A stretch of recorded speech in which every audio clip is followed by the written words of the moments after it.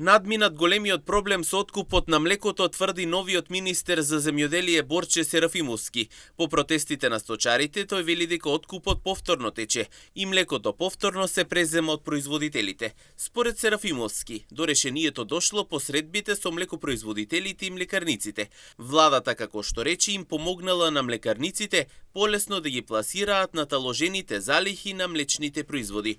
Со тоа, тврди министерот, било возможен непречен откуп на млекото. Исто како што напоменав и за Оризот, има средби и со млекопроизводителите и со млекарниците кои што го откупуваат млекото.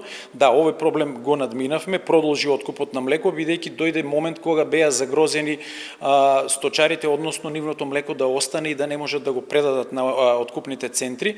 Така да направивме една средба со нив, ги сондиравме сите информации и проблематики, а воедно потоа се оствари средба и со млекарниците од тој регион, каде што ние како држава и како влада пристапивме кон помош на млекарниците за пласирање на своите млечни производи, кои што ги има во исклучително големи залихи, и на тој начин успеавме да направиме еден баланс за да може да продолжи откупот на млеко.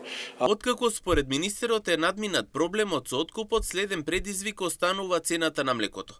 Серафимовски вели дека се бара начин таа да се зголеми, но додава дека тоа зависи од повеќе фактори. Млеко.